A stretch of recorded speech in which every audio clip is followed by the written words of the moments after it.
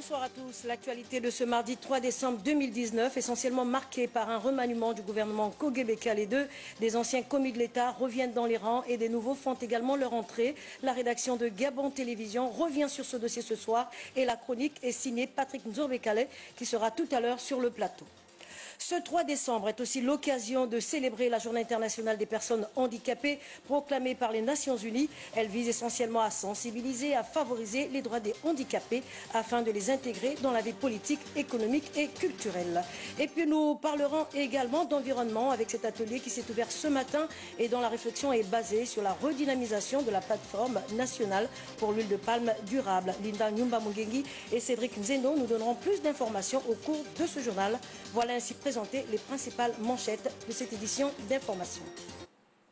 Bienvenue à tous. Les Gabonais l'attendaient depuis quelques jours. Eh bien, le remaniement gouvernemental a donc eu lieu hier soir. La déclaration a été faite par le Premier ministre chef du gouvernement, Julien Kogé-Bekele. L'équipe gouvernementale, il est donc question pour cette équipe d'agir vite et avec efficacité, comme l'a d'ailleurs souligné le chef de l'État, Ali Bongo Ondimba. Alors sur ce plateau, comme je le disais au sommaire de ce journal, nous recevons le chroniqueur de ce soir, Patrick Nzorbekale. Patrick, bonsoir. Bonsoir. Alors, nous l'avons dit tout à l'heure, ce gouvernement de la République, encore dirigé par le Premier ministre, chef du gouvernement, Julien Kogé-Bekele, remanié hier soir, comme nous l'avons dit. Alors, il s'agit aujourd'hui d'un remaniement d'ampleur, puisqu'on y enregistre 9 sortants et 8 entrants. Oui, tout à fait, Patricia. Il faut dire que 8 personnalités font leur entrée dans ce gouvernement. Parmi les cas les plus symptomatiques, les plus emblématiques, il y a notamment Vincent de Paul Massassa, qui hérite du portefeuille très envié, très convoité, très stratégique des hydrocarbures et des mines. On y compte aussi Patrick Daouda Mougiama, qui hérite du portefeuille de l'éducation nationale, portefeuille qui était échu jusqu'ici par le ministre Michel Menga. On y compte aussi Léon Bouda Malonzi, au transport, aux équipements, portefeuille auquel on a joint l'habitat. On y compte également dans ce gouvernement des sortants. Le cas le plus emblématique est donc M. Brice Lacruche Alianga. Il était, il y a 3 semaines encore, un homme extrêmement influent dans la galaxie présidentielle, ancien directeur de cabinet. Il y a 2 semaines, il avait été nommé 3e personnalité du gouvernement pour assurer la stratégie et l'investissement humain. Il vient d'être débarqué, le premier débarqué du gouvernement. À côté de Brice Lacruche Alianga, on compte également un certain nombre de lieutenants, des hommes qui lui sont proches, parmi lesquels Tony Ondomba, le ministre de l'énergie, qui occupait jusque-là le portefeuille de l'énergie. Il y a également Noël Mbumba, l'ancien ministre des hydrocarbures, mais aussi Roger Ovonomba, qui était jusque-là ministre de l'économie et des finances, pour ne pas être tout à fait exhaustif, le dernier en date étant M. Ernest Tompo Epiga, qui occupait le ministère de l'Habitat. Voilà un peu pour les 9 sortants. Oui, Patrick, est-ce qu'il y a des femmes là-dedans? Oui, il y a dans ce gouvernement, il faut d'abord dire qu'il y a 20 hommes et 10 femmes. Ce n'est pas encore la parité, mais on va y arriver. On va y arriver. Alors, dans quel esprit et dans quel contexte, justement, ce gouvernement prend-il ses fonctions et que peut-on attendre, justement, de cette équipe gouvernementale qui doit travailler avec plus d'efficacité? Alors, le Premier ministre l'a dit en présentant et en rendant public cette nouvelle équipe. Il a dit que le président de la République, Ali Bongo Ondimba, lui avait prescrit la mission, d'abord, de veiller notamment aux attentes non satisfaites des Gabonais et dater ces attentes. Il a également précisé que le président de la République voulait qu'il s'entourât d'hommes et de femmes compétentes, ayant l'expérience, mais aussi mus par une certaine intégrité, une certaine probité, mais aussi une certaine loyauté. C'est donc dire que les 30 membres du gouvernement qui ont été nommés hier seront attendus par les Gabonais que nous sommes, à leur capacité à donner corps à ces prescriptions du chef de l'État en faveur du respect de la probité, l'intégrité attendue, Patricia Lidé-Mollet, que nous sommes dans un contexte de lutte contre la corruption, dans un contexte de lutte contre l'enrichissement illicite. Vous le savez, plusieurs dossiers sont désormais sont dans la main courante du tribunal, qui a d'ores et déjà mis la main sur un certain nombre de hauts cadres de l'administration. On s'attend donc à ce que les futurs ministres qui entrent en fonction brillent par leur probité pour donner corps à un certain nombre d'attentes, mais aussi aux besoins urgents des Gabonais qui portent notamment sur l'habitat, sur le transport, sur le logement, mais surtout sur la scolarité de nos enfants et la sécurité.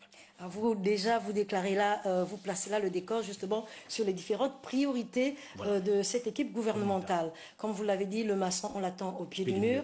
Alors aujourd'hui, les attentes des populations gabonaises sont grandes, comme vous l'avez énuméré.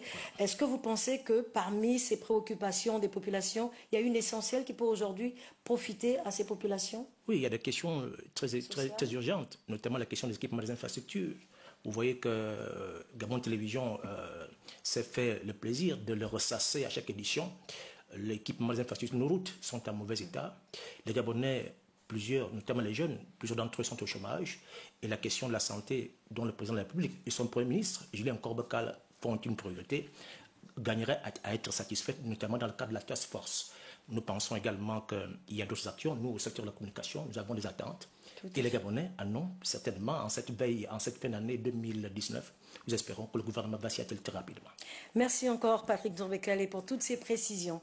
La suite de cette édition d'information, eh bien, dans ce gouvernement, il est question de la continuité de l'administration publique comme partout d'ailleurs. La politique sociale tant chère au chef de l'État Ali Bongo Ondimba doit être mise en œuvre. Alors quels sont les principaux chantiers sur lesquels sont attendus les membres du gouvernement? Lariska Lormamengi nous édifie sur la question. Chers concitoyens, devant l'impatience des Gabonaises et des Gabonais de voir leurs conditions de vie s'améliorer, le président de la République, chef de l'État, son Excellence Ali Bongo Ondimba, a décidé d'agir vite et de créer les conditions d'une plus grande efficacité de l'action gouvernementale. Il m'a reçu en audience et m'a demandé de lui proposer une équipe gouvernementale efficace, composée d'hommes et de femmes, alliant expérience, compétence, intégrité et loyauté. Un message qui a toute sa pertinence au regard du contexte dans lequel intervient le remaniement du gouvernement Julien Kogebekale. Face aux attentes de ses concitoyens et très sensible à leurs conditions sociales, le président de la République, chef de l'État, Ali Bongo Ondimba, veut voir un souffle nouveau dans l'action gouvernementale, une dynamique axée sur les résultats. Cette équipe n'aura donc pas d'état de grâce, tant les chantiers sont nombreux et dans des secteurs tout aussi sensibles les uns des autres. Au nombre des dossiers sur lesquels le gouvernement est fortement attendu, l'on note la réfection du réseau routier sur toute l'étendue du territoire national, l'amélioration du système de santé, la diminution du chômage, le logement pour tous, l'accès à l'eau potable et à l'électricité, mais aussi la poursuite des réformes sur la maîtrise de la masse salariale de l'État, la capitalisation des ressources pour une économie stable. Autant de chantiers contenus dans la feuille de route gouvernementale et qui occupent une place importante dans la politique sociale du président Ali Bongo Ondimba. Et justement, parmi les dossiers prioritaires figure également le vaste département ministériel des Transports, de l'Équipement, des Infrastructures et des Travaux publics. Le nouveau ministre Léon Bonda Balondi est attendu donc au pied du mur avec de nombreux défis à relever, parmi lesquels le démarrage de la nouvelle société de transport public, mais aussi l'état de la route, la nationale 1, qui connaît actuellement une dégradation très avancée. Stéphio Yann Musui.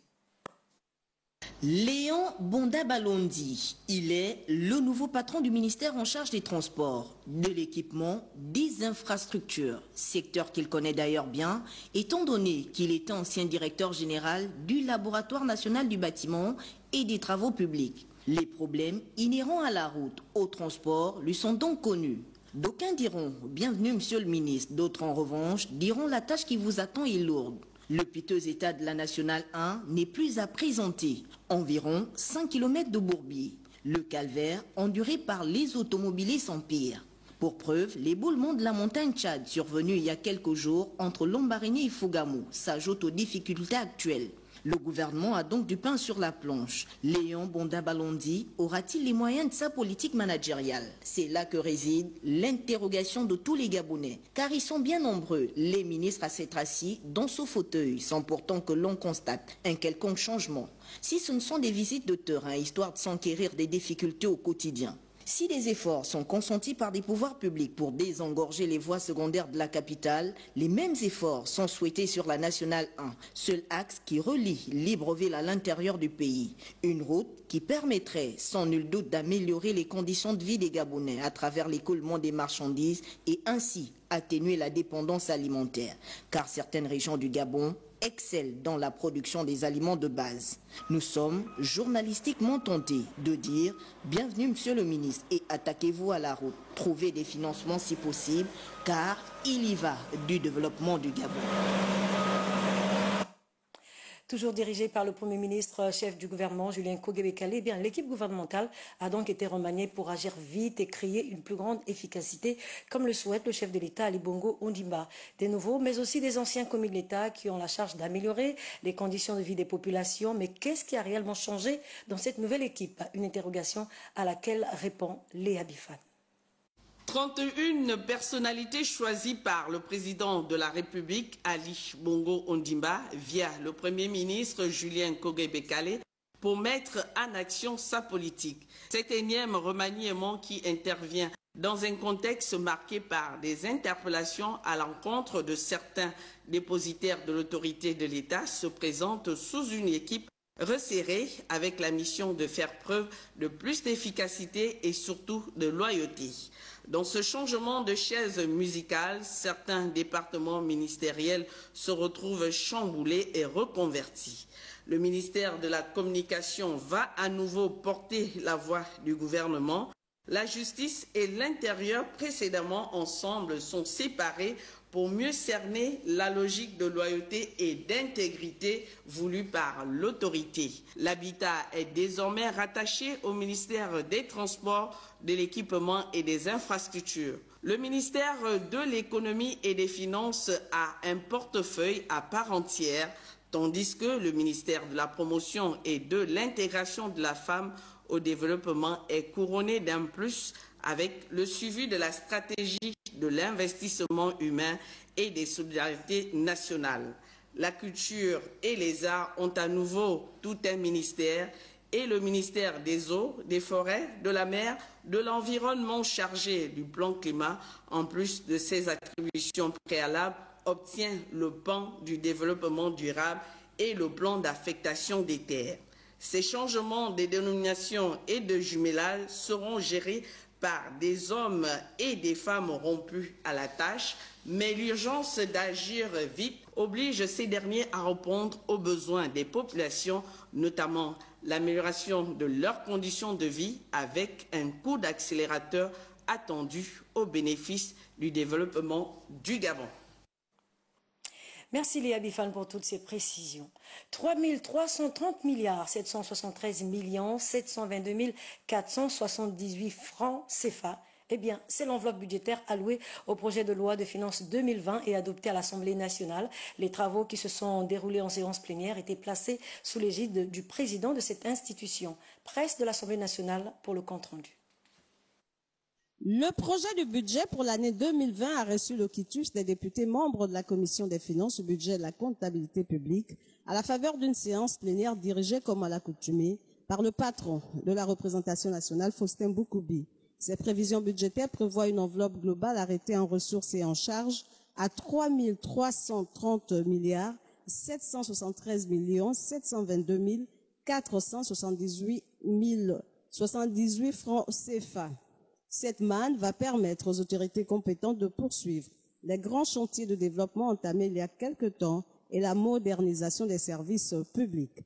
Adopté à main levée par l'auguste Assemblée, ce projet de budget, présenté en deux parties, a donné lieu à un débat. Au finish, 106 députés sur 121 ont voté pour. Si pour certains groupes parlementaires de l'opposition, cette programmation budgétaire semble irréaliste, les pédégistes, en revanche, restent optimistes quant à l'ambition du gouvernement à répondre aux attentes des citoyens. Le gouvernement que nous avons en face de nous avait prévu une croissance de 5,6%. La réalité était de 2,1%. En 2018, il était prévu 6,3%. La réalité nous amène à 0,8%. Il est évident que 2020 ne va pas déroger à la règle. Les députés membres du groupe parlementaire PDG à l'Assemblée nationale s'engagent résolument à accompagner le Premier ministre et le gouvernement sur ce chantier avec honneur et plaisir. En conclusion, le président de l'Assemblée nationale a invité l'équipe gouvernementale au respect scrupuleux des recommandations des élus parce qu'elles sont objectives et républicaines. C'est désormais acté. Le ministère du Commerce et la FINAM viennent de parapher une convention pour la mise à disposition des microprojets, des crédits pour le financement de leurs entreprises. Eh bien, le texte ainsi signé est au profit notamment des promoteurs. Charles Bamondan, Michel John Boudia. Véritable aubaine pour des centaines de regroupements associatifs, la FINAM, qui au terme de la signature de cette convention avec le gouvernement gabonais, a mis à leur disposition des microcrédits leur permettant de réaliser de bonnes affaires et encore et surtout d'éradiquer la pauvreté. S'agissant des groupements associatifs qui sont les bénéficiaires, ils ont intérêt à tout mettre en œuvre pour la concrétisation effective de leurs projets au fait d'en tirer tous les avantages possibles, aussi bien pour eux-mêmes que pour leurs générations futures. Nous savons compter sur la conviction, le sérieux et l'engagement de tous les groupements en matière de gestion commerciale et financière de leurs affaires. Le ministre du Commerce, qui joue un rôle pivot et d'interface entre cette institution financière et les promoteurs des microprojets, voit dans cette opération une initiative qui cadre parfaitement avec la politique voulue en la matière par le chef de l'État, Ali Bongo Ondimba. En termes de perspectives de croissance, la signature de cette convention arrive à point nommé, car elle rentre dans le cadre du plan de relance économique tant prôné par les plus hautes autorités de notre pays, en tête desquelles son Excellence, le président de la République, Ali Bongo Ondimba, qui a fait de la lutte contre la pauvreté son cheval de bataille. Et, comme vous pouvez vous en douter, le gouvernement dirigé par le Premier ministre Julien Kobe-Kalé m'a confié la mission de mener à bien ces chantiers. Le cadre juridique étant bien défini, les fonds désormais disponibles, reste le démarrage effectif des activités. Éducation à présent avec l'insécurité et la délinquance juvénile en milieu scolaire, des phénomènes qui prennent malheureusement de l'ampleur, une situation qui interpelle la tutelle et certains établissements ont donc opté pour la mise en place des agents de sécurité au sein de leurs établissements. Magui Nanzan, Pierre Claver est là. En sillonnant plusieurs établissements de la capitale gabonaise, dès les premières heures, on constate que certains élèves arrivent à pied alors que d'autres empruntent les moyens de transport particuliers. Avant de franchir le portail des lycées et collèges, tous ces apprenants sont soumis à des contrôles stricts qui portent sur leur uniforme et sur la détention potentielle d'objets dangereux. Cette fouille, c'est par rapport à ce qui s'est passé les années précédentes. Mon souhait, c'est de bien l'accompagner et donner une bonne réputation à l'établissement. Depuis quelque temps, les mesures de sécurité en milieu scolaire ont été renforcées aux abords des établissements, avec le déploiement des agents de sécurité scolaire qui portent désormais main forte aux équipes de surveillants. Mais tout ce dispositif est-il suffisamment dissuasif? Eux-mêmes, ils sont conscients que tout ce que nous avons pris avec eux depuis le début de cette caravane de sensibilisation qui a commencé le 14 octobre 2019, tout ce que nous avons eu comme saisie, le tabac, les cobolos, les parfums, les couteaux, les machettes, nous souhaiterons que certains chefs d'établissement d'où nous avons déposé les dossiers, nous répondent le plus tôt possible. Depuis un certain temps, nous avons constaté et nous remarquons le fort changement qu'il y a ici au niveau de la sécurité. Notamment le taux du banditisme a été réduit. Pour juguler l'insécurité en milieu scolaire, la solution passe par l'implication de l'État en tant que puissance publique, qui devrait déployer des cordons de sécurité aux abords des établissements, mais aussi l'engagement et l'adhésion de tous les apprenants et acteurs du monde éducatif. Voilà, nous restons toujours dans ce domaine éducatif, mais cette fois nous parlons des violences sexuelles en milieu scolaire. Et pour en parler ce soir, nous recevons Marie-Florentine Ndembe, qui est la présidente de l'ONG Cri de cœur contre le harcèlement en milieu scolaire. Bonsoir madame. Bonsoir madame. Alors nous avons suivi votre ONG qui est très active sur le terrain en rapport justement avec les violences scolaires dans certains établissements. Qu'est-ce qui peut ressortir aujourd'hui de vos activités? Qu'est-ce qui a été réellement fait par votre structure? Alors je dirais d'abord merci. Et par rapport à ce qui ressort de nos activités, comme vous l'avez si bien dit, Nous sommes sur le terrain, nous sommes à pied d'œuvre. Les enfants aujourd'hui, il faut dire que aujourd'hui les enfants ont le courage de parler parce que c'est un sujet qui autrefois était tabou, mais les médias en parlent, les réseaux sociaux en parlent, tout le monde en parle. Donc c'est ce qui nous conforte dans notre activité, nos activités sur le terrain. Alors aujourd'hui, votre ONG, depuis hier et jusqu'aujourd'hui, vous bénéficiez justement d'une formation en partenariat avec les organismes internationaux. En quoi cette formation est importante pour vous, notamment pour votre ONG? Alors, je dirais, elle est très importante pour nous, pour la simple raison que ce n'est pas une initiative qui a été prise à sens unique. C'est tout un partenariat que nous avons eu à signer, l'accord de partenariat avec l'UNICEF, le Fonds des Nations Unies pour l'enfance. Et je remercie d'ailleurs cette organisation parce que par rapport à ces formations, il y a des outils que nous avons pu recevoir de ces formations.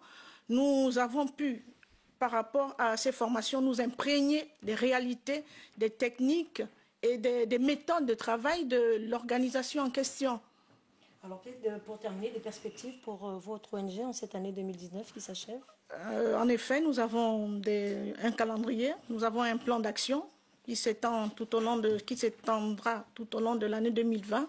Nous continuons toujours notre lutte, notre engagement par rapport à cette lutte contre le harcèlement, contre les violences sexuelles, les violences physiques sur les enfants victimes de ces violences. Voilà.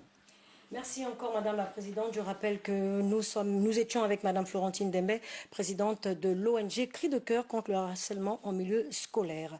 Pendant ce temps, à l'enseignement supérieur, le secrétaire général de cet établissement monte au créneau et dénonce l'attitude peu convenable de certains étudiants de cet institut, l'Institut national supérieur. Ces derniers ont donc barricadé la dite structure. Écoutons la déclaration de Sylvestre Kaou, secrétaire général de l'ENS. Ce lundi 2 décembre 2019 à l'École normale supérieure, pendant que les enseignants achèvent les enseignements et les évaluations du second semestre 2018-2019, un groupe d'anciens étudiants a érigé une nouvelle fois des barricades à l'entrée principale de l'établissement, empêchant au passage la libre circulation des personnes et des véhicules par le blocage systématique des accès, sommant enseignants, étudiants et personnels de vider l'institution par des menaces et des injures publiques. Face à des agissements d'une telle gravité, l'École normale supérieure se trouve dans l'obligation de prendre les mesures nécessaires en vue de mener l'année académique 2018-2019 à son terme. À cet effet, l'École normale supérieure a informé les autorités de tutelle et saisi les autorités judiciaires aux fins de faire cesser les troubles. Dans le même sens, l'établissement informe que les meneurs identifiés devront répondre de leurs actes devant les dites autorités. L'actualité de l'heure ou tout au long de cette semaine est également marquée par les interpellations, les arrestations de certains commis de l'État. Alors ce soir, dans cette édition d'information, nous avons l'honneur de recevoir Jean-François Mungengi. Excusez-moi, Guy-François Mungengi Kumba, il est le 5e secrétaire de l'Assemblée nationale. Justement, compte tenu de cette actualité, les députés s'expriment aujourd'hui sur cette situation qui prévaut depuis quelques jours. Bonsoir, honorable. Bonsoir. Vous êtes là pour cette déclaration, alors nous vous écoutons. Merci. L'Assemblée nationale porte à la connaissance de l'opinion nationale et internationale des faits qui se sont déroulés ce jour, mardi 3 décembre 2019. Les anciens ministres Norbert Emmanuel Tony Ondomba et Jean-Fidèle Otando sont venus présenter leur civilité à Monsieur le Président de l'Assemblée nationale et s'enquérir, en leur qualité d'élus des communes de Bitam et de Port-Gentil, des formalités à remplir quant à leur réintégration au sein de l'institution. Au terme de leur entretien avec Monsieur le Président de l'Assemblée nationale, assisté des vice-présidents en présence du président du groupe parlementaire RV, Restauration des valeurs, l'honorable Serge Ndong Obam, les deux anciens membres du gouvernement ont pris congé de Monsieur le Président de l'Assemblée nationale et de ses collègues membres du bureau. Quelques instants après, Monsieur Faustin Boukoubi, président de l'Assemblée nationale, a été informé de ce que l'ancien ministre Norbert Emmanuel Tony Ondomba a été arrêté par les agents en civil à l'extérieur de l'Assemblée nationale.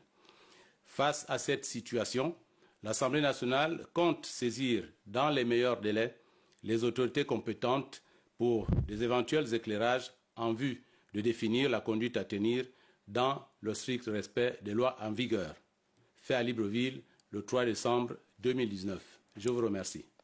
Merci encore, honorable, pour cette déclaration. Je rappelle que vous êtes Guy-François Mungengi Kumba, 5e secrétaire de l'Assemblée nationale. La suite de cette édition d'information, toujours en rapport avec cette situation politique, financière et judiciaire au Gabon. Cette situation suscite donc des réactions, aussi bien auprès des populations que dans la classe politique, mais également auprès de la société civile. C'est donc dans ce contexte que le président du Bloc démocratique populaire, Pascal Nkoulou, était face à la presse. Il analyse donc ces événements en tant qu'acteur politique. Jean-Raoul Badinga, Gérard Mihindou ont pris également part à cette conférence de presse. La situation politico-judiciaire en République gabonaise aujourd'hui conduit le BDP à sortir de l'ombre et se donner du grand amour. On m'a rappelé quelques souvenirs pour faire remarquer que l'opération Scorpion, aujourd'hui en cours, ressemble dans son déroulé à Mamba 1 et 2. Pascal Nkoulou s'étonne de la médiatisation des affaires financières en République gabonaise. On note avec regret que certains médias internationaux distillent des informations sur une affaire qui devrait être couverte du sceau du secret de l'investigation. Affaires financières, affaires à suivre. Voilà, nous le disions au sommaire de ce journal, la journée internationale des personnes handicapées est célébrée ce 3 décembre. Comme chaque 3 décembre d'ailleurs de chaque année, eh bien, des activités sont organisées à travers le monde pour favoriser leur intégration dans les divers domaines d'activité. Au Gabon, eh bien, cette journée est également l'occasion pour la Fédération nationale des associations des handicapés du Gabon de monter au créneau et de dénoncer les nombreuses injustices auxquelles font face leurs membres. Rita Abogondon, Médard Engeng nous font état de cela à travers ce reportage. Favoriser l'intégration et l'action à la vie économique, sociale et politique des personnes à mobilité réduite, c'est le principal message contenu dans la déclaration de la Fédération nationale des associations des personnes handicapées à l'occasion de la célébration de la journée qui leur est dédiée. Nous citerons par exemple le droit à l'éducation des enfants handicapés qui n'est pas garanti malgré l'existence des lois.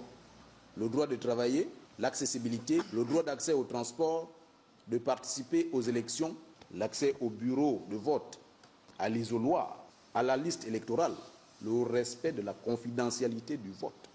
En dépit des multiples efforts consentis par le gouvernement en leur faveur, les personnes invalides estiment qu'il y a encore des limites à l'action gouvernementale. Celle-ci souhaite donc le paiement de la subvention de notre fédération. Deuxièmement, le paiement des fonds liés à la journée nationale.